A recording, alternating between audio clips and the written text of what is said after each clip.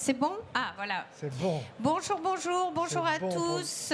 Dernier jour sur notre stand de conférence. On démarre cette troisième et dernière journée de conférence. Ah, voilà. Super, voilà. Il a apporté Alexis, le café. Alexis, super. Est-ce qu'on a des gobelets Jérémy. quelque part?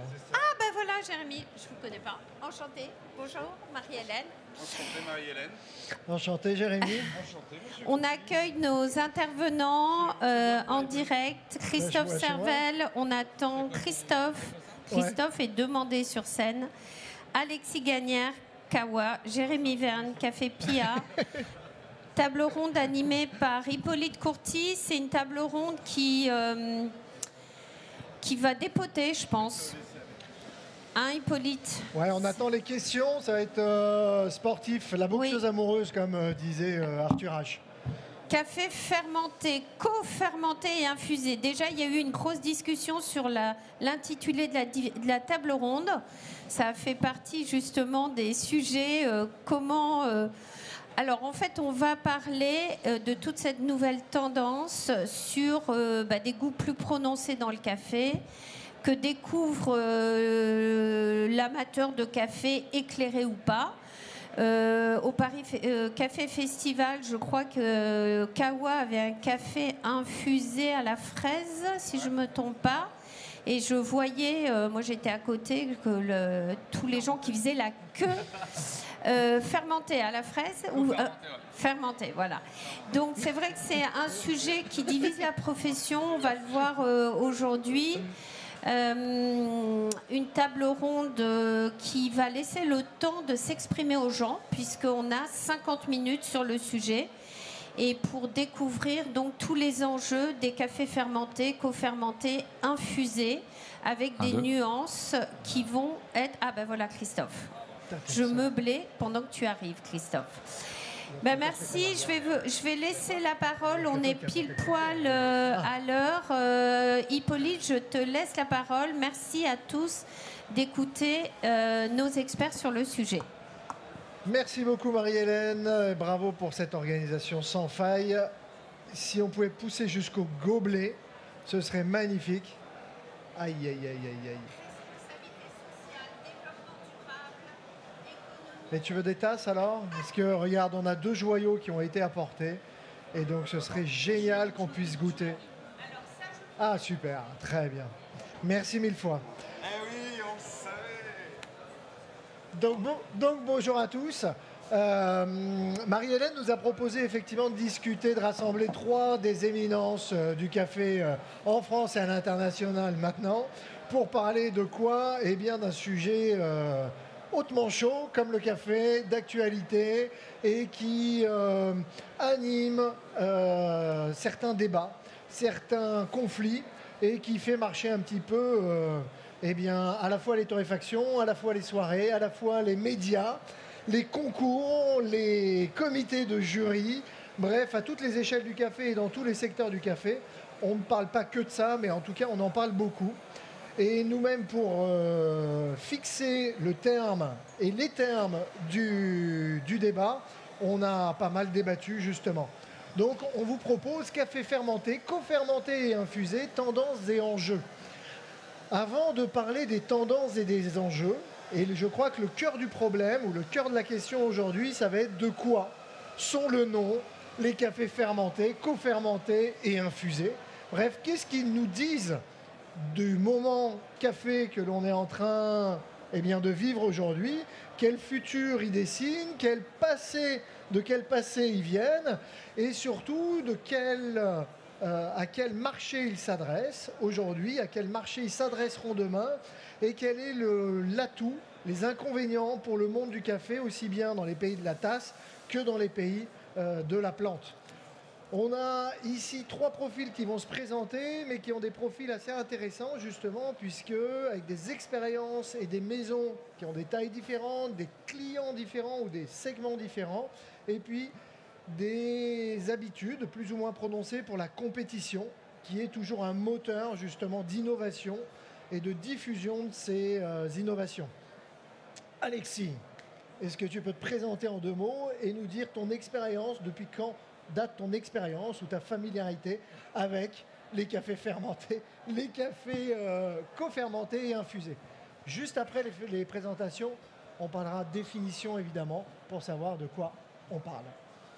Bonjour tout le monde, Alexis Gagnère, donc fondateur de Kawa Coffee. Je suis champion de Brewers Cup en 2022, vice-champion de France de torréfaction, 3e mondial d'Aéropress, donc j'ai fait quelques compétitions.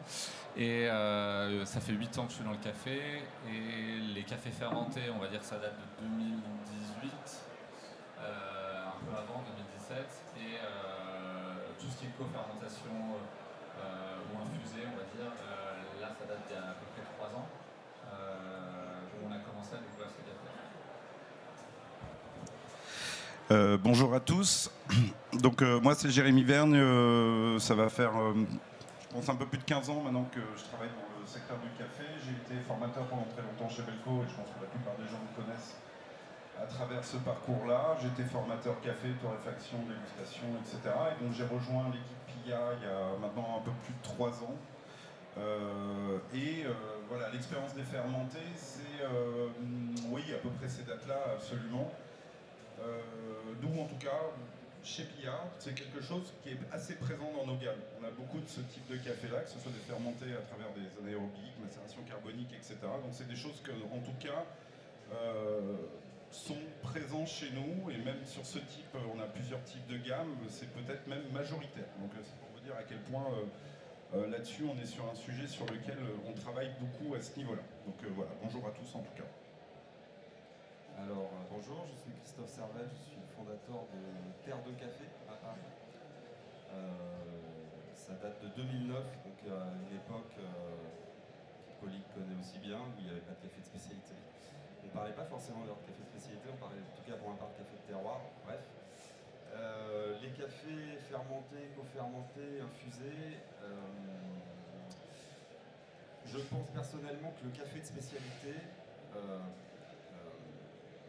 la filière a besoin, est née en tout cas, déjà d'un rapport direct entre des producteurs et des torréfacteurs, mais elle est née aussi de la capacité de la filière à proposer des cafés différents. Donc les fermentations dans le café sont nécessaires. Après on va développer tout ça, mais pour moi, c'est aussi une représentation du terroir. Alors je pense qu'il y a des limites à poser, parce qu'effectivement, comme disait Pauline, ça implique quelque chose dans la filière, dans les goûts, dans la consommation, etc. Mais ce que je veux dire par là en introduction, c'est que il n'y a pas de café non fermenté, et que la fermentation, la recherche du goût par la fermentation, c'est logique dans notre filière. Après, est-ce qu'on s'écarte du terroir quand on va sur des cafés infusés, etc. Ou est-ce qu'on se dit c'est une des facettes? C'est ça une des questions que moi j'ai envie à laquelle j'ai envie de répondre ce matin. Eh bien super, donc je me présente brièvement, Hippolyte Courty, l'Arbre à Café, donc de la belle génération de Christophe, on a la même coupe, en tout cas la même couleur de cheveux, et effectivement on a vu plusieurs vagues évidemment de café sur lesquelles je vais revenir avec mon atavisme d'historien pour poser déjà les termes, des mots précis sur les termes, et vous allez voir qu'il y a un petit peu de débat toujours. Vous devez connaître peut-être Wilford Lamassus qui a inventé l'ASD, l'anaérobie slow drive, et il s'en mord les doigts tous les jours parce qu'il a compris que ce mot était repris partout dans le monde et que personne ne comprenait exactement à quoi cela correspondait. Donc dans le café, il y a une créativité de termes, mais qui en général couvre des réalités qui sont un petit peu différentes. Donc au moins pour cet échange, on va essayer de se mettre d'accord sur comment on appelle quel process pour être sûr. Juste une aparté historique, pendant des siècles, vous aviez 2 grands process. Le process dit naturel, qui est le process historique, originel, que vous retrouvez en Éthiopie évidemment, dans des pays tropicaux secs, qui permettent un séchage après la récolte ou pendant la récolte des cerises. Une fois que le café a été diffusé dans des pays tropicaux humides, et notamment les premiers d'entre elles, l'actuelle Indonésie qu'on appelait les Indes hollandaises à l'époque, les Caraïbes, eh bien, il est devenu impossible de faire sécher les cerises directement au soleil puisqu'elles pourrissaient comme quand vous faites dessécher des pommes chez vous. Vous voyez que la pourriture arrive avant la déshydratation, évidemment. Et du coup, les cafés lavés et les cafés naturels ont mené le monde pendant très très longtemps. Avec la montée en gamme des cafés à partir des années 50, le lavé a pris complètement le dessus sur le naturel. Ça tombe bien, il faut 10 jours à peu près, entre 10 et 15 jours pour sécher un café lavé, dépulpé, et une quarantaine de jours pour sécher un café dit naturel, et donc beaucoup plus d'espace, beaucoup plus de main-d'œuvre, etc., etc. Le café donc naturel a été pratiquement exclusif au Robusta, et l'est encore aujourd'hui, et le café haut de gamme dans l'Arabica était le café lavé, que les Brésiliens ont vendu jusqu'à il y a peu comme unfermented coffee. Donc nous, quand on a commencé effectivement en 2009 avec Christophe, on nous vendait du café non fermenté. Et c'était un gage de qualité absolue. Jérémy, en préparant l'émission, m'a dit « Mais tu sais, il faut qu'on parle du café nature, de la révolution qu'il y a eu, parce que c'était tout un débat. » Donc c'est comment est-ce que effectivement quelque chose qui était perçu comme un défaut majeur pour des goûts est devenu l'une des références et l'une des fabriques de la diversité, en tout cas, des origines, des expressions du terroir, etc., que sont le café nature. Okay. Et à ce même moment, il y a quelqu'un qui s'appelle Graciano Cruz qui a inventé l'Oni Process et qui a donné un petit peu le point de départ à la fermentation du café en disant mais en fait, c'est quand même fou. Tout le monde travaille la fermentation, les fromagers, dans la bière, le vin, etc., etc. Le thé, et il n'y a que dans le café où on s'évertue à vendre de l'unfermented coffee. Donc il faut peut-être qu'on fasse attention et qu'on se mette à travailler la fermentation ou les fermentations du café. Et en plus, le producteur va pouvoir se réapproprier cette étape du process et continuer sa signature, sa vision dans le monde du café. Donc, le passé, c'est un petit peu ça. Et je voudrais effectivement qu'on puisse parler des quatre cafés qui nous intéressent, fermentés, co-fermentés, infusés et peut-être du statut des levures. Je voulais rebondir sur le présent. Oui. C'est très intéressant. Mais maintenant, le présent, qu'est-ce qui s'est passé? Donc, après cette époque-là, on a eu les compétitions qui aujourd'hui ont quand même beaucoup drivé notre industrie en tant que professionnel. Parce qu'aujourd'hui, on a de temps en temps trop ce rapport de producteur professionnel et pas encore forcément en direct avec le consommateur. Maintenant, on l'écoute de plus en plus et on arrive à le comprendre de mieux en mieux. Mais donc les compétitions ont amené ces cafés très fermentés, très fruités. Et en fait, depuis donc 2014, même avant, en fait aujourd'hui, on est à la recherche dans le café de spécialité de fruits. Et c'est ce qui a du coup complètement switché. Tu parlais de la bière, c'est un très bon exemple. J'étais chez Project Origin au Panama. Donc c'est une société qui fermente les cafés. En fait, ils achètent des cafés à des producteurs au Panama et ensuite ils font leur process à base souvent de levure ou pas. Et eux, ils ont aussi ils sont brasseurs au Panama. Et quand je suis allé les voir, c'était marrant parce qu'il y a les bières infusées et il y a des concours de bières infusées. Donc c'est marrant. Aujourd'hui, il y a un vrai problème de définition de qui on est, où on va. Les compétitions ont poussé ces cafés-là. Aujourd'hui, la SCA a accepté aussi les cafés qui sont infusés avant, donc co-fermentés pour moi, parce que infusé c'est après on va en parler, le oui. séchage. Ouais. Et voilà, donc aujourd'hui on est sur en effet une industrie qui a complètement évolué et qui se cherche, qui a des préférences en fonction des pays. Nous, la France, on a justement cette pluralité, mais on aime le terroir. Les Asiatiques, encore plus, ils aiment que les cafés lavés. Et il y a d'autres pays où ils aiment que les cafés fermentés et co-fermentés. Alors, Jérémy, est-ce qu'on peut se risquer à justement définir les cafés fermentés? Est-ce que tous les cafés ne sont pas fermentés, par définition? Les cafés co-fermentés, les cafés levurés et les cafés infusés et les cafés aromatisés. Donc 5 familles différentes. Exactement.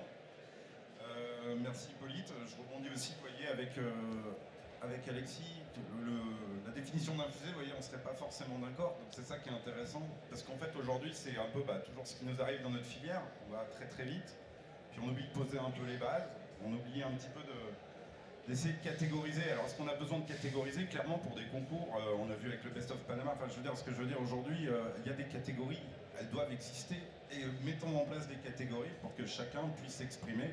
On a des catégories dans plein d'univers. Et moi, bon, bah, j'ai pas tout à fait la même couleur de cheveux que Christophe Ça va venir. et Hippolyte, mais c'est en train d'arriver par la barbe. Plus vite qu'on. Mais en fait, ce sujet-là, c'est hyper drôle parce que vraiment, c'est ce que je disais à Hippolyte quand on se parlait au téléphone. Les natures étaient exactement le même débat, sauf que c'était il y a 10 ans, enfin, je sais pas exactement, mais entre 7, 8, 10 ans, où bah, la nature dénaturait. Dénaturer le terroir. Et puis bah, finalement, la question ne se pose même plus aujourd'hui. Parce que bah, voilà, un café nature aujourd'hui c'est presque devenu commun et surtout nous sommes entraînés à déguster de plus en plus de café nature et maintenant évidemment que nous arrivons à trouver le terroir et surtout cette diversité gustative à travers le café nature. Donc toujours quand je vois bien que ces nouveaux cafés souvent voilà, sont un peu perturbants etc. Mais en fait c'est qu'on n'a pas encore, c'est nouveau, mais il faut qu'on crée évidemment cette expérience de dégustation qui nous permet tout simplement après de pouvoir, et en fait à force d'en déguster finalement en tout cas sur les fermentés type anaérobique etc, ce sont des choses finalement comme des natures, je pense qu'il y a plus. Est-ce qu'on peut les définir? Alors voilà, excuse-moi. Donc la définition, c'est ma propre définition, vous voyez, c'est pas forcément une définition mondiale, donc on en avait parlé avec Hippolyte. Bon, on a dans le titre café fermenté, co-fermenté et infusé. Alors voilà ma définition. Les fermentés, ce sont des cafés qui sont pour moi alors tous les cafés sont fermentés, on est d'accord, donc on va dire peut-être surfermentés, je sais pas. Avec des notes fermentaires. Oui, mais en tout cas non, mais ce que je veux dire c'est qu'on va jouer sur cette fermentation sans rien rajouter. C'est-à-dire qu'on va mettre ça à vide sans air, donc ce qu'on pourrait appeler la macération carbonique, avec une notion d'ajout de CO2 pour chasser l'air. On a ce qu'on appelle des anaérobies qui peuvent être en sac où on va chasser l'air aussi, on va avoir ça dans des tanks. Bref, ce sont des process qui mettent plus en avant une fermentation sans forcément ajouter quoi que ce soit. Voilà. Le anaérobique est le plus connu, mais bon, voilà.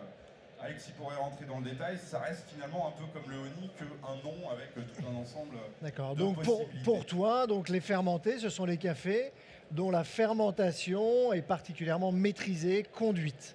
Exactement. D'accord. Ce qui est une nouveauté à l'échelle de l'histoire du café, évidemment, puisqu'avant, elle était plus subie que conduite, monitorée.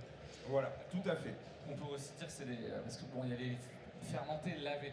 Et donc un fermenté lavé, où je disais, sur ce qu'on a pu connaître de l'anaérobie, on a eu tout de suite les fermentaires, mais sur les fermentés lavés, on va presque pouvoir parler finalement d'un temps de fermentation qui dépasse 48 heures à peu près, d'une certaine manière. Il y a eu d'ailleurs un débat sur l'anaérobie, où comme le café est déjà en anaérobie, ça voulait rien dire l'anaérobie. Mais bon, aujourd'hui, ça a quand même permis de définir un style de Absolument, fermentation. surtout que, alors là, pour la petite histoire, tu parles en plus avec des vieux de la vieille qui sont dans la fermentation depuis longtemps. On a un anaérobie, pour eux, c'était un café qui était fermenté dans de l'eau.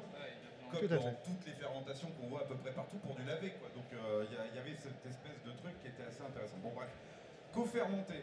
Donc là on passe sur le deuxième. Co-fermenté pour moi, là par contre il y a vraiment cette notion de fermentation comme on a pu le voir sur le café fermenté, mais par contre avec vraiment un ajout de levure, de bactéries, avec une vraie direction gustative prise par le producteur ou le processeur, parce que je trouve ça intéressant, le co-fermenté, ça met aussi en avant un nouveau métier, moi qui m'a vachement plu quand je suis allé en janvier en Colombie.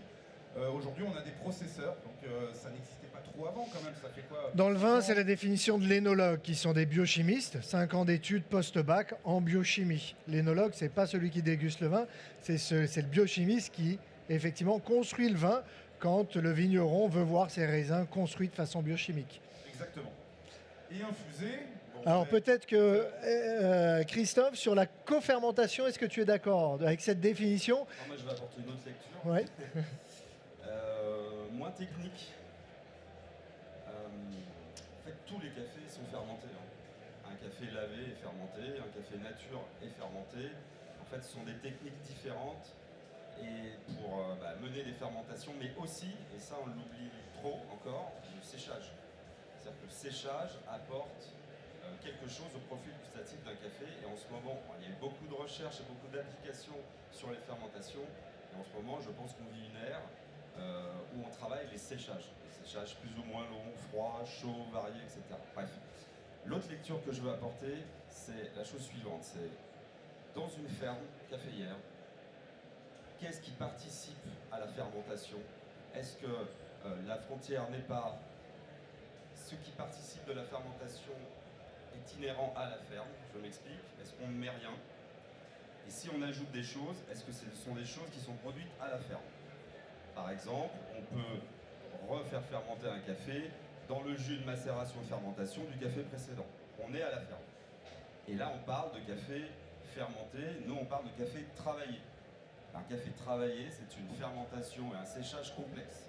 On sort du lavé ou du nature.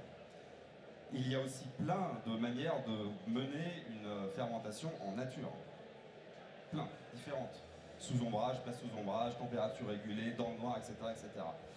Mais moi je pense que la frontière, pour un peu parler du goût, parce qu'on parle de technique, on parle de plein de choses, mais on ne parle pas du goût, et on ne parle pas du terroir jusqu'ici, c'est ça, c'est qu'est-ce qu'on fait rentrer dans une fermentation qui vient du terroir ou qui est extérieure. Quand on met une levure qui sent la pomme, aujourd'hui les caféiculteurs ont des catalogues de levures. Alors je fais mon choix, je veux de la pomme, de fruit de la passion ou de la violette. Là on est extérieur à la ferme. Donc c'est une frontière que j'aime bien donner, une définition que j'aime bien donner des fermentations. Qu'est-ce qui a rapport au terroir inhérent au café, d'où le café sort, et qu'est-ce qui n'a pas rapport au terroir et qui peut rentrer dans les fermentations.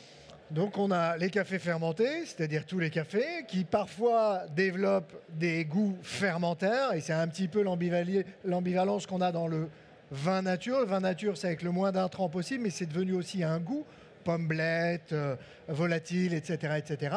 Et ici, donc, ce que l'on voit, c'est effectivement quelque chose où les cafés fermentés, la fermentation, on peut arriver à développer des déviances sur l'olive, le cacao, etc., qu'on va appeler justement le fermentaire, mais ce n'est pas le café fermenté. Et la cofermentation. La cofermentation, il y a deux choses très différentes pour moi. Il y a effectivement l'usage de la biochimie, donc des levures dites exogènes, c'est-à-dire qui viennent d'ailleurs, qu'on va acheter sur catalogue, ce qui est la norme dans tous les produits fermentés industriels et courants, la bière, le vin, le fromage, etc., pour ne parler que d'eux. Et puis vous avez des gens comme Eva Solis qui fait des podcasts, effectivement, et elle qui pense que dans le café, les levures exogènes doivent être la norme parce que ça permet de conduire les choses. Et pour moi, vous avez, donc ça c'est ce que j'appelle moi les cafés levurés, hein, avec une science d'énologie, donc de processeurs. Et puis vous avez les cafés qui sont co-fermentés, duquel Christophe parle, et Alexis aussi. Est-ce qu'on peut raconter un petit peu cette technique de co-fermentation où on va ajouter quelque chose qui vient de la ferme? Qu'est-ce que ce serait? Est-ce que vous avez des exemples? La cascara ou le mosto. Le mosto, c'est ça qui est... Alors qu'est-ce que le mosto? Le mosto, c'est comme il disait, c'est l'expliquer, c'est le jus. En fait, c'est le jus que tu vas récolter quand tu vas faire par exemple, une fermentation anaérobique. Évidemment, vous allez imaginer des tanks ou des bassines en plastique bleu, là, très connus, qu'on voit à peu près partout chez tous les indépendants comme de la bière. En fait, en mettant plein de cerises les unes sur les autres, vous êtes bien d'accord que celles du bas vont être complètement écrasées. Et donc, qu'est-ce qui va se passer? Ça va créer un jus, et ce jus, finalement, va être tiré, retiré et réutilisé la plupart du temps pour pouvoir jouer sur des fermentations. On en connaît aussi, et je pense que tu le connais bien aussi, qui va récupérer ce mosto, qui va même aller l'envoyer dans un labo pour aller aussi extraire différents éléments bactériels dedans pour pouvoir après les réinjecter de cette manière-là. Voilà. Donc ça, c'est justement un travail. Oui, c'est ça, comme pour le pain. Ça, c'est donc un travail justement de culture, de mise en culture et d'inoculation des levures indigènes prises dans la ferme, ce qui se fait beaucoup dans le monde du vin. Et on parle du goût. Pour renforcer justement le profil du terroir. Mais ça, c'est... On n'a pas donné la définition d'infusé. Oui, on va y venir. Mais justement, sur le co-fermenté, vous voyez que là, on va utiliser une partie du café, de la cerise du café, l'inoculer ou non, parce qu'on peut la travailler, ce mosto, on peut le travailler, l'inoculer, le mettre dans le froid, dans le chaud, l'apporter à un certain développement, justement, fermentaire. Mais est-ce que, dans les co-fermentés, on ne parle pas d'autres choses aussi, d'autres fruits, par exemple, qui apporteraient davantage de sucre, davantage de micro-organismes et qui auraient un impact sur la fermentation, justement. Il y a 20 ans, l'un des premiers, en tout cas, qui a eu du succès, c'était au Costa Rica, avec de la cannelle. Ouais, en plus, c'est génial. Alors, c'est un vrai débat. Alexis, peut-être? J'avais parlé d'une fermentation en particulier qui est ce qu'on appelle le coconut process, donc, qui est un co-fermenté, et on a l'impression que c'est comme la cannelle. En fait, ce goût de noix de coco, il vient du fait qu'on rajoute de la noix de coco. En fait, c'est une fermentation avec des levures, du sucre et beaucoup d'ananas. D'accord. Donc ils préparent, ils mettent le café déjà dépulpé ou pas, mais souvent déjà dépulpé.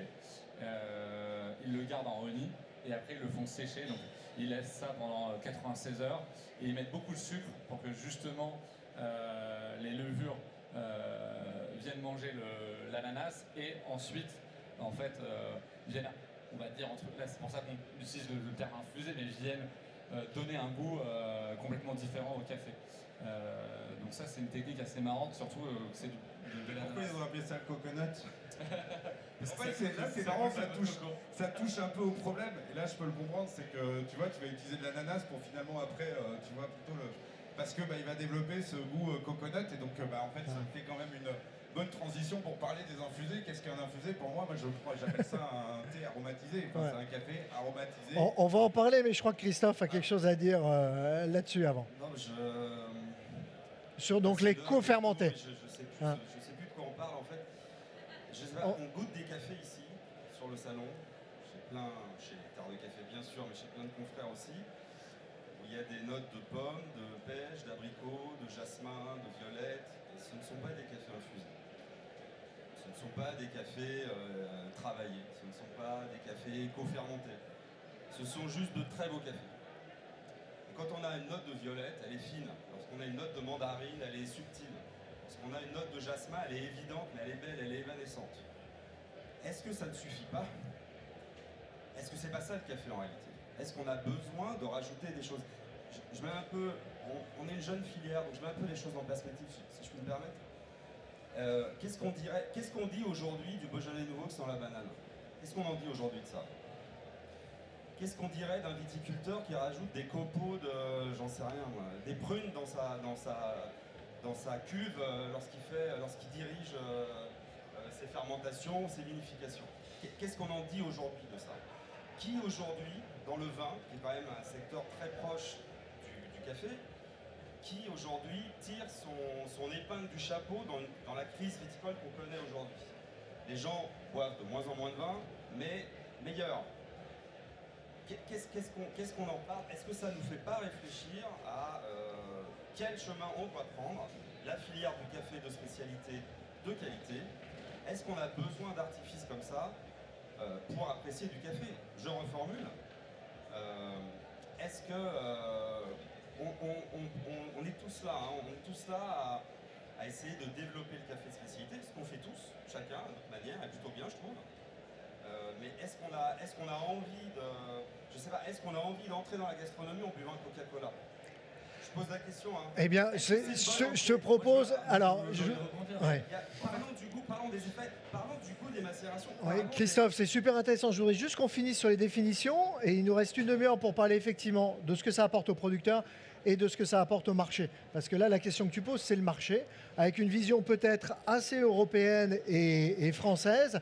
Sur le reste du monde, évidemment, le monde entier boit plus de Coca-Cola que de Beaujolais nouveau, qu'il soit banané ou pas. Donc je voulais juste finir pour continuer justement la cofermentation. Donc on peut rajouter effectivement de l'ananas, on peut rajouter de la mangue, on peut rajouter tout un tas de choses à différentes étapes.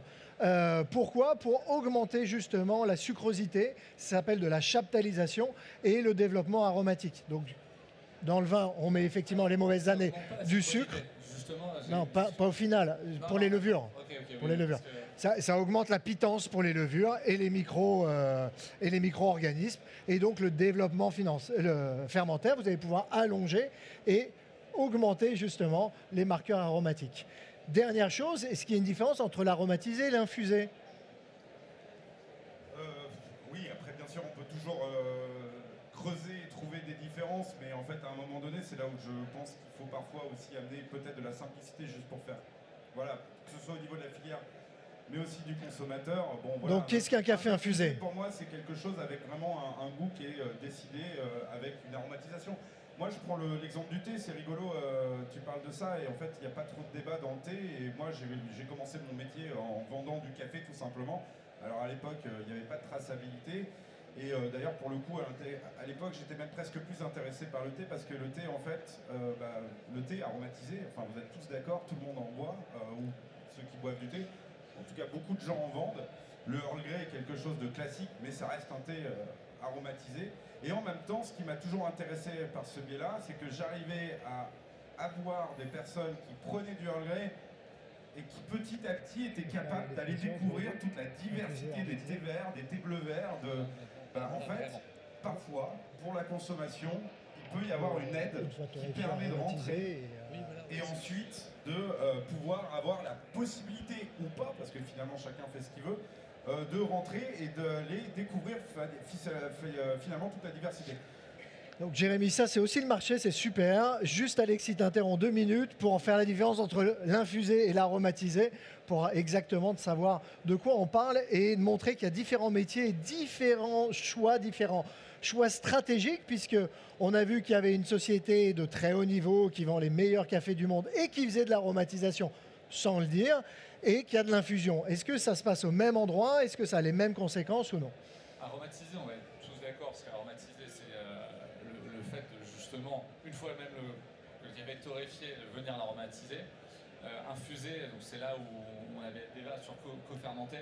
Infusé, et pour moi, ça serait au moment où, une fois que le café est séché, on vient vraiment l'infuser avec des sirops, des choses qui vont donner du goût au café. Chose que, pour moi, il y a débat. On a peut-être vu dans le café, on ne sait toujours pas, c'est de temps en temps, il y a une histoire de transparence. On nous raconte des histoires, on nous dit ça a été infusé, et aujourd'hui on n'est toujours pas capable de Très bien, donc les cafés infusés, ils ont lieu à la plantation au moment du process, et les cafés aromatisés, c'est l'une des spécialités de certains torréfacteurs. Le Temps des Cerises, par exemple, à côté d'Agen, Café Miguel à côté de Reims depuis 1956, et qui pose question justement sur ce qui est le débat qui est cher à Christophe notamment, sur mais quel café on veut et quel café on vend.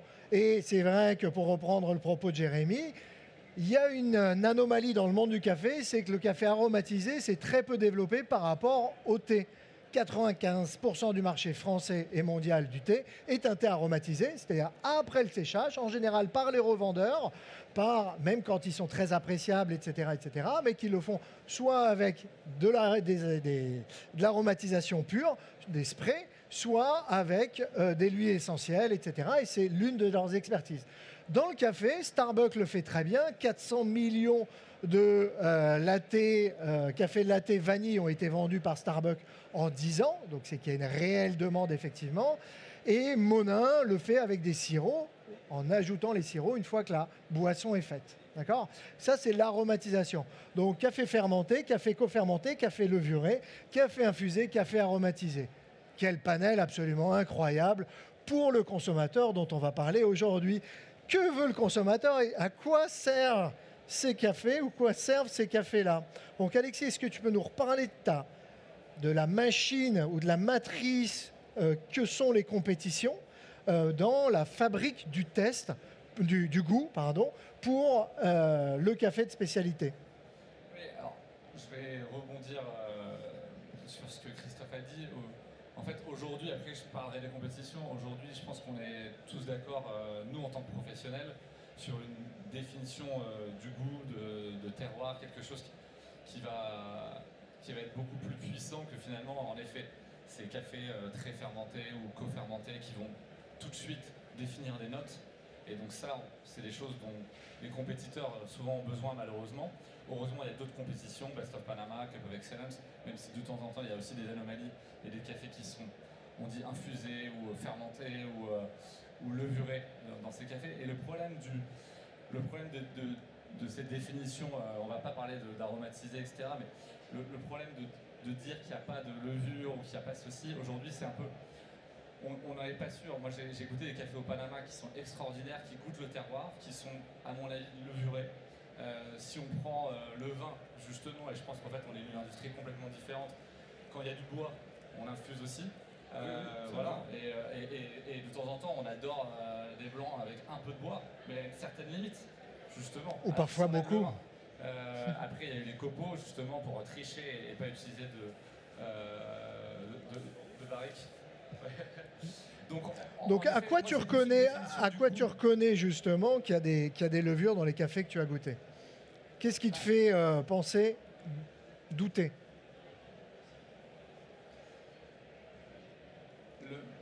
Qu'est-ce qui me fait douter? Alors aujourd'hui, grâce à justement à des Colombiens qui ont poussé par exemple la levure où on a des goûts abricot, pêche, moi j'arrive à retrouver ce goût de levure sur certains cafés. Il y a beaucoup de cafés comme ça d'ailleurs au Panama qui sont naturellement abricot pêche, mais quand on va à une certaine limite, mais qui est beaucoup moins que ces cafés colombiens, là on se demande si ça n'a pas été un peu propulsé par la levure, parce qu'en fait, en effet, c'est ce que s'expliquait Diego Bermudez. Est-ce que c'est vrai? Enfin voilà, c'est qu'en gros ces levures activaient justement certaines cellules organoleptiques dans Alors avant de donner la parole à Christophe. Alors, nous on a une autre technique pour reconnaître un café levré. Ouais. Un café levré, c'est un café dont une note domine, par exemple la fraise, et rien d'autre. C'est-à-dire c'est un café qui est lisible facilement, mais qui manque de complexité et surtout qui manque de longueur. Généralement. Il y a de grands cafés, il y a des tests qui sont faits sur des grands cafés, etc. Mais généralement, vraiment, c'est ça. Il y a des Colombiens qui sont là, qui ont justement monté un laboratoire, qui achètent des geishas, des machins. Et c'est toujours la même histoire. Et pourquoi? Je pense qu'il y a une explication à ça. C'est que de la même manière, on ne décaféine pas des grands cafés. Je force le trait volontairement. De la même manière, on n'aromatise pas des grands cafés parce que c'est pas nécessaire. Bon, sauf un qui est là-bas pour le cas, désolé. Voilà, désolé, il y a grand et grand. Hein, ça c'est fait. Et de la même manière, on ne va pas s'amuser à aromatiser un café qui est sublime en coping, qui est déjà 90+, ça n'est pas nécessaire. Quoi. Et je pense que c'est un des problèmes. En fait, il y a deux choses. On revient un peu à l'origine avant le marché, désolé. C'est que c'est une manière pour des producteurs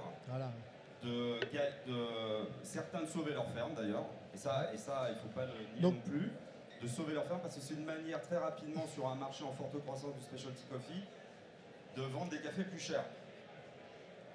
Et ça, c'est un des bons côtés. Simplement, quand on fait ça, on ne fait pas le travail de fond qu'il faut faire dans une ferme pour avoir des beaux cafés. C'est-à-dire un travail sur le terroir, sur la reforestation, sur la biodiversité, la préservation du vivant, etc. Et ça, en fait, pour moi, ces cafés-là sont une série de raccourcis. Un raccourci à la production, un raccourci pour des juges qui notent, parce qu'effectivement, ça coche... quand on fait une fermentation, quand on pousse une fermentation, qu'est-ce qu'on cherche en fait? On cherche à augmenter tout dans un café. L'acidité, le fruité, etc. Jusqu'à créer des stéréotypes d'ailleurs. On reconnaît aussi les cafés très fermentés, parce que ça sent toujours le rhum, la banane, la mangue, et c'est toujours le même profil. C'est quand on met plein de couleurs, ça finit marron, les cafés, les longues fermentations, sauf les maîtres, il y en a peu, ça a toujours le même goût. Donc c'est quand même un raccourci. Donc, et puis on va raccourcir aussi tu posais la question, le public, qu'est-ce qu'ils aiment? Mais en fait, dans le café, on ne sait pas ce qu'on aime encore. Ça fait 60 ou 70 ans qu'on boit des cafés surtorréfiés. C'est pas ça le café, on est d'accord? C'est un type de café. Une dimension éducationnelle. Donc notre métier à nous de torréfacteurs, à nous tous ici, c'est de parler du café aux gens, c'est d'apprendre. On est d'accord, on est sur un marché qui n'existait pas il y a 15 ans en France. Oui, donc commençons par le bon côté. Non, pourquoi ça ne marche pas un café aromatisé? Mais parce que c'est juste dégueulasse, c'est imbuvable. C'est pour ça que ça marche pas. Mais Christophe, n'es-tu pas d'accord qu'il y a beaucoup de choses dégueulasses qui marchent très bien? Oui, mais alors les cafés infusés, en plus de ça, ça donne mal au ventre, c'est aussi un problème. D'accord, diététique. Mais oui, il y a plein de... Je suis d'accord avec toi, malheureusement, mais j'essaie de prendre les choses par le bon goût, si je puis dire. Donc tu as un choix esthétique qui t'honore et qui construit la signature de ta maison et de tes goûts. Est-ce qu'il n'y a pas justement dans le thé, Jérémy, ou dans le café, est-ce que ça ne peut pas être un appel justement pour faire connaître le café ou toucher une population qui soit n'ira jamais vers ton esthétique? Merci. Je vous laisse vous servir. Le coup... Excuse-moi. Je vous laisse vous servir. Alexis a apporté un café dont il parlera. hein, servi dans les verres l'arbre à café. Donc c'est Kawa en papier l'arbre à café. Ah, c'est pas Kawa, d'accord. Bon. Donc c'est un exemple pour... Pendant ce temps-là, j'explique, comme ça avance aussi. Merci. Nous, on a fait l'expérience, évidemment, en dégustation, et donc on a voulu tester. Alors après, moi, je pense que c'est aussi très important de voir aussi par rapport à votre marché. Et donc nous, moi, je suis à Bordeaux, je suis en local, donc aussi, c'est lié à un secteur, c'est lié à un positionnement que tu as, toi, à travers ta torréfaction. Et donc on a commencé à faire un infusé l'année dernière. Finalement, vous savez, pour l'instant, je pense que nous n'en avons fait que 2. Donc est-ce qu'on arrive à avoir du recul là-dessus? Un peu quand même, parce que très honnêtement, c'est intéressant. Et donc le premier était à la fraise. En fait, ce qui est intéressant, c'est que depuis... Alors moi, excusez-moi, ça fait 15 ans que je fais des dégustations du cupping. On est toujours dans une difficulté pour créer un langage commun. C'est le but de la dégustation, c'est de créer un langage commun. C'est pas d'être bon dégustateur ou pas, c'est d'être capable de se comprendre les uns les autres. Quand on vend du café à des gens, à des consommateurs, comment arriver à créer ce langage commun? Comment arriver à leur expliquer que cette note de fraise, d'évanaison, tout ce que tu as dit tout à l'heure, qui est vrai, la note florale, mais combien de fois aussi, même en tant que professionnel d'ailleurs, face à des professionnels, quand nous sentons quelque chose, la personne nous regarde avec un œil un petit peu ouais, ok, mais moi non. Ce qui est possible. Donc à quoi servent tes infusions? L'aromatisation nous a permis, c'est ça qui était intéressant, de pouvoir, par exemple, moi j'ai un Éthiopie nature classique, je sais que tu étais énormément fan de ces cafés-là, moi le premier aussi, je pense que tu me demandes ce que je voudrais, ce sera toujours un super Éthiopie nature de divers terroirs, mais comme ils savent le faire et comme on les connaît, et en même temps ces notes de fruits rouges par exemple, ou fraises qu'on peut retrouver dans ces cafés-là, parfois le consommateur il les trouve pas. Et mon café à la fraise, il m'a quand même permis à certaines personnes de dire ah c'est ça cet arôme de fraise que tu peux retrouver dans un café. Et moi pour le coup j'ai fait des dégustations où on met la fraise et après on met l'Éthiopie nature. Et là, si vous voulez, il y a un intérêt où on dit d'accord, c'est ça ce qu'on appelle des notes aromatiques. Donc voilà. Je n'aurai jamais plus d'un café infusé, c'est hors de question, je reste évidemment. Mais par contre, ça m'a permis, et je me suis posé cette question-là en me disant, tiens, ça permet quand même d'ouvrir une porte pour certaines personnes. Et puis, force est de constater, je suis désolé, ça marche en plus. Alors, Alexis. Ça permet un tremplin. En fait, aujourd'hui, je pense qu'on est tous d'accord, on veut valoriser le travail du terroir, le travail du fermier sur le temps. Et en fait, ces cafés-là, aujourd'hui, moi je pense sincèrement qu'ils vont donner encore plus de valeur à ces producteurs qui travaillent depuis des années pour créer quelque chose de beaucoup plus subtil, qui correspond plus peut-être à des professionnels ou des non-professionnels, à des connaisseurs de café. Et aujourd'hui, c'est juste un tremplin. Dans les maisons de thé, on va avoir des infusés et des grands crus dans des très belles maisons de thé. Donc, c'est pas antinomique. Aujourd'hui, je pense qu'il y a vraiment ce débat de dire que l'infusé ou peu importe, va être plus cher que le café de terroir. Moi, je pense pas, parce qu'aujourd'hui, les grands cafés de terroir, justement, bénéficient de cette ouverture, parce qu'on a de plus en plus de clients qui trouvent ça. Et en fait, c'est un point. Il faut aussi réaliser que nous, on est des professionnels, que nos clients ne sont pas des professionnels, et de temps en temps, avoir un discours trop fermé, en fait, on exclut les gens. Nous, moi, c'est pas du tout ma manière de voir les choses. Je suis très inclusif. Et je veux pas exclure les gens, et je veux les faire évoluer, les aider, leur montrer, et au pire, juste aussi avoir des produits qui leur correspondent et qui leur plaisent. Si quelqu'un aime le Beaujolais qui a le goût de banane, tant mieux, et s'il est content... Alors l'un des paradoxes, c'est que dans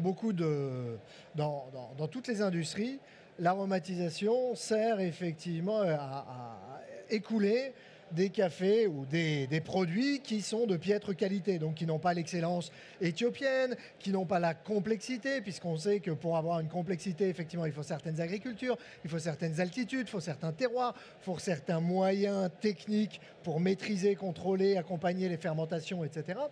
Et donc, c'est souvent l'aromatisation, justement, je reprends l'exemple du thé, les thés les moins chers, les plus simples. Et l'aromatisation, en fonction de qui aromatise et donc du marché visé, ici on a plusieurs acteurs et quand vous passez à côté, effectivement vous avez une expérience multi-olfactive assez intéressante et en général assez outrageuse. Mais vous allez avoir justement des coûts qui sont, c'est en général les entrées de gamme. Et les experts vont aller toucher des puères millénaires, centenaires, etc., etc. Et ce sont les cafés les plus chers, les cafés de connaisseurs. Or là, ce que l'on voit, c'est comme les cafés aromatisés, infusés, fermentés, etc., débutent en général leur mouvement et leur diffusion par la compétition. On a en règle générale des cafés qui sont extrêmement chers, d'où le discours vis-à-vis du producteur en disant c'est une nouvelle ressource. Je peux juste dire, oui. je peux juste répondre. Alors, déjà, on n'exclut personne. Hein. Ça fait 15 ans qu'on accueille beaucoup de gens et qu'on a appris ce que c'était que les bons cafés au grand public. Terre de Café a cette mission de démocratiser le café de spécialité, en tout cas le café de terroir. Donc, on n'a jamais exclu personne, bien au contraire. Il faut quand même remettre les choses en ensuite, de dire si les gens ils aiment ça, c'est super. Une anecdote. Je vais à Bogota il n'y a pas longtemps, je vais dans un coffee shop assez renommé. Ils ont des super cafés et sur le comptoir, leur tête de gondole, on a le choix entre un café à la violette, un café aux fruits de la passion, un café saveur je sais plus quoi et un café à la vanille. Est-ce que c'est ça qu'on veut? Je pose la question. Est-ce que c'est ça que tu veux? Non, est-ce que c'est ça qu'on veut pour le public? C'est pas moi. C'est est-ce qu'on respecte nos consommateurs en offrant des gens comme ça? Et tu dis, je sais pas trop comment c'est fait. Moi, je sais comment c'est fait. Je suis allé voir, je me suis renseigné. C'est fait dans des grandes cuves de macération. On met des extraits naturels, donc artificiels. Quand c'est bien, oui. Donc artificiels. Le mec lave la cuve, ça sent encore la cannelle derrière. C'est horrible. Donc, est-ce qu'on respecte le consommateur en faisant ça? Je ne pense pas. Par contre, quand on l'oriente sur les vrais goûts du café, et ça n'est pas être élitiste de dire ça, on peut avoir accès à un très très beau café, notamment en Éthiopie, à 10 €, qui est bio, qui est naturel, qui est de forêt, etc. Donc, être excluant, non. Par contre, respecter et éduquer, et je dis qu'on a besoin d'éducation dans le café de spécialité parce qu'en France et quasiment partout dans le monde, on boit du café n'importe comment et on boit n'importe quoi, parce que justement, il y a des gens dans l'industrie qui disent c'est bon, ils consomment, donc on va leur donner ça. Donc moi, mon point de vue est l'opposé du tien, en tout cas sur le café, ce genre de café, je veux pas polémiquer avec toi, vous faites un très beau travail, il n'y a pas de souci là-dessus, mais moi je pense qu'on a une responsabilité dans une jeune filière, sur un marché où les gens ont peu de connaissances, le grand public j'entends, à un peu orienter les gens et à leur dire, tu sais, à leur expliquer que le café est un produit de terroir. Et quand on fait ça, on s'éloigne du terroir. Et les premières victimes de ça, ce ne seront pas les consommateurs, ce seront les producteurs.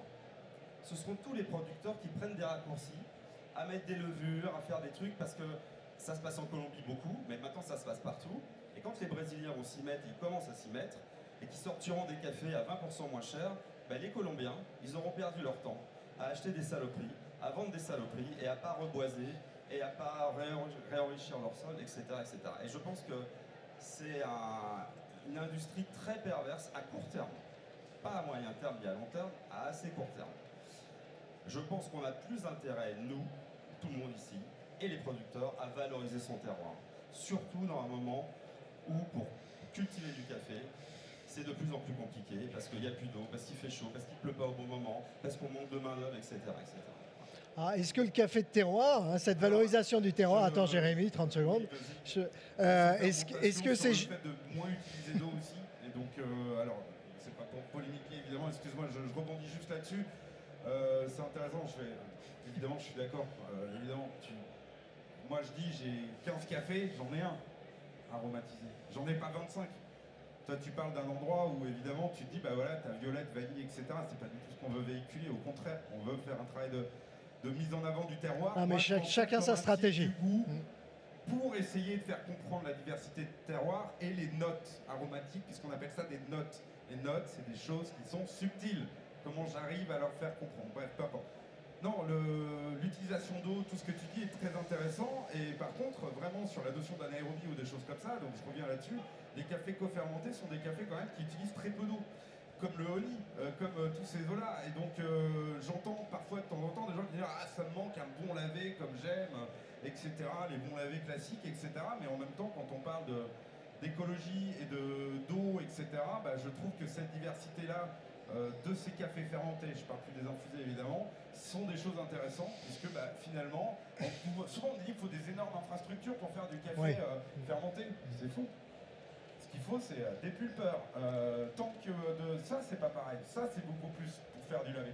Donc j'aime bien cette notion de quand même rappeler qu'un café nature, un café fermenté type anaérobique ou macération carbonique, alors macération carbonique c'est un peu autre chose, parce qu'il y a du CO2, mais en tout cas il y a quand même un moment où ça apporte une certaine diversité comme Léonie ou comme les natures, autour quand même de pas trop d'utilisation d'eau, parce que c'est pas du tout utilisation d'eau, donc il y en a un peu toujours, mais il y en a en tout cas beaucoup moins que dans du lavé. Voilà. Donc c'est aussi créer cette diversité. Après, je rebondis, non mais on veut tous, je pense que déjà l'effet court terme, il a surtout été impactant pour la Colombie. Le Brésil n'a pas intérêt de jouer ce jeu-là, ça ne marchera pas. Et pourquoi? En fait, il y a quand même quelque chose où on doit revenir, d'ailleurs, même sur notre définition du café. Aujourd'hui, on a trop défini le café par rapport à ses flavors, et c'est ce qui a amené ces cafés-là pour justement maintenant on est obligé de manière éducationnelle ou autre. Et sur les cafés co-fermentés infusés, aujourd'hui, il y a des vraies différences en fonction du terroir et ce qui est utilisé. C'est-à-dire que si on prend un café justement du Brésil infusé et un café de Colombie infusé avec justement un terroir derrière, une sucrosité et de l'acidité, il y a une vraie différence. Nous, quand on achète ces cafés, on fait toujours attention à ce qui est ça, justement. S'il n'y a pas de terroir derrière, s'il n'y a pas ce travail-là, en effet, on tue complètement. Aujourd'hui, je pense sincèrement que beaucoup de Colombiens vont aussi se poser des questions, essayer de revenir en arrière, mais on sait aussi qu'il y a certains qui voudraient arrêter le café et plutôt planter de l'avocat parce que c'est plus assez rentable pour eux. Mais je suis d'accord, c'est là où on veut aller, c'est vraiment ce côté terroir, mais attention, même dans l'infusé, on peut le sentir. Et en fait, il faudrait juste aussi définir l'importance de la sucrosité et de l'acidité dans le café. Ensuite, ça reste synthétique, ça reste moins noble, et je pense qu'au bout d'un moment les gens se lassent et comprennent aussi l'intérêt d'un Éthiopien moins cher, d'un super lavé, et le changement va assez rapidement, je trouve. C'est vrai que les gens se lassent et les producteurs aussi. Et les producteurs, pas tous, mais il y a un indicateur des tendances aussi, c'est que l'anaérobie, c'était le gros truc il y a 5 ans, nous aussi, on a copé ça, tout le reste avait l'air fade à côté, les petits cafés lavés, c'était sympa. On revient à fond sur les lavés, parce qu'aussi il y a des progrès qui sont faits dans les fermes. On arrive à faire des lavés extraordinaires parce qu'on fait des petites fermentations avant, on met des oxydations, etc. Bref. Et d'ailleurs, je pense que toutes ces techniques participent au progrès général des fermentations, etc. Je ne parle pas des infusions, désolé, mais toutes les fermentations prolongées, etc. C'est de la connaissance qu'on n'avait pas avant et qu'on a en plus. Donc ça, c'est important. Mais juste une anecdote, dernier Best of Panama, pendant 3-4 ans, les Panama gagnaient, les anaérobies gagnaient, les fermentations travaillaient, etc. C'est fini. Déjà, ils ont banné les cafés infusés, terminé. Et ceux qui gagnent maintenant sont à nouveau des cafés lavés, parce qu'effectivement, il y a une lassitude d'avoir tout le temps les mêmes marqueurs. Au bout d'un moment, au début, c'est rigolo, c'est original, on n'a pas l'habitude, c'est super, c'est fort, c'est puissant, c'est très facile, mais au bout d'un moment, on s'ennuie parce que ça manque de finesse et de subtilité. Donc effectivement, ça, je suis pas d'accord, parce que les natures, on disait la même chose, et la nature, aujourd'hui, jamais tu oserais. Et je te connais assez pour que tu sois fan de nature. Mais les natures, c'est bien plus varié que des fermentations. Je ne suis pas sûr. Si on prend l'exemple de Mikava, Mikava c'est infusé d'une manière très subtile. Aujourd'hui, ça gagne toutes les compétitions, tu le sais, je le sais. C'est là où c'était pas infusé, Mikava. Apparemment, j'ai appris plus tard que c'était infusé à la lavande. Ouais. Ça y est, moi j'y suis allé, moi j'ai pas vu ça. Il y en a, mais pas tous. Merci beaucoup. Ce qui est très intéressant, c'est qu'effectivement, pour moi, il y a un enjeu effectivement d'esthétique. Ce pourquoi on travaille dans le café. Et ça, si vous êtes là, c'est parce qu'effectivement, on ne vient pas dans le café par hasard. On vient dans le café pour défendre des convictions, un goût, une vision du monde qui est très forte et qui est empreinte de complexité. Parce qu'effectivement, on peut dire, ah bah tiens, les cafés infusés, c'est pas du tout ma tasse de thé. Effectivement, surtout s'il est aromatisé. Mais effectivement, ça peut être une étape pour des producteurs, pour aller chercher justement des nouveaux moyens de financement, une valorisation de certains cafés. C'est une tendance peut-être qu'il faut écouter, en tout cas qui correspond à un marché que le café de spécialité ne connaissait pas jusqu'à maintenant. Est-ce que c'est encore du marché de spécialité ou du café de spécialité quand on est sur une aromatisation? Et ce qui va arriver, c'est qu'effectivement, Nestlé aromatise ses cafés depuis très longtemps. Nespresso a sorti des gammes aromatisées qui ne fonctionnent pas en France. Et là, on est quand même très franco-français sur cet, à mon avis, conflit entre terroir, goût du terroir, qui est somme toute assez complexe dans le café, parce que le café reste très complexe, lié à différentes étapes, et donc différentes étapes d'expression d'un potentiel terroir et d'une potentielle interaction entre l'arbre justement et la cerise et le terroir. Et donc, en dit long justement sur ces moments du café et une planète qui est agitée régulièrement par des secousses fermentaires dues au niveau de l'extraction, au niveau de l'agriculture, je l'espère, un jour également, et qui va permettre justement, à mon avis, de déclencher pas mal de choses et de faire que chaque process s'améliore, et c'est ce qui nous intéresse pas mal. Est-ce que vous avez des questions? Je crois que le timing, l'horloge court. On a encore 6 minutes, Marie-Hélène. Non? Ah oui, non, mais c'est 11h30. On a les 10 minutes. Et donc on remercie en tout cas Alexis d'avoir... Ouais. 2 questions donc. Qu'est-ce qu'on a bu? Voilà. Qu'est-ce qu'on boit? Alexis, est-ce que tu peux nous dire? Donc c'est un papayo en double fermentation qui est clairement fait avec des levures. On l'a envoyé en laboratoire au chromatographe et c'est pas infusé, mais c'est un travail de levure. Et il y a une réhydratation après une première fermentation anaérobie. Donc il sèche à 20%, il réhydrate et après il ressèche de nouveau de manière honey. Voilà. Merci. Oui, je me posais la question du risque que l'on fait peser sur les producteurs, que j'ai vu tenter des expériences souvent mal maîtrisées, ils essayent de faire quelque chose à côté de leur production pour servir nos appétits. Et en fait, le cœur de leur production n'est pas du tout sur ces cafés-là. Et en se concentrant sur ces cafés-là, est-ce qu'on ne fait pas peser un risque de non-écoulement, vous voyez ce que je veux dire, de restriction des marchés, de l'écoulement de leur production sur des choses peut-être plus faciles pour eux, plus accessibles, et qui nous satisferaient quand même bien. Longtemps, on a dit que le specialty coffee, c'était le café dont on parlait le plus et qui se vendait le moins. Puis il y a des gens fantastiques comme des importateurs, comme des torréfacteurs ici présents, qui essayent justement d'inverser la balance. Le boulot d'un professionnel, qui soit torréfacteur, importateur, producteur, c'est effectivement de prendre des risques. Et là, c'est à lui d'établir justement cette marge de risque. Et le problème des invendus dans tous les domaines et dans toutes les qualités du specialty coffee est réel. Maintenant, c'est qui ne tente rien n'a rien. Oui, de la part du producteur aussi. Mais merci beaucoup. Ah, tu l'as aussi? Ah, pardon.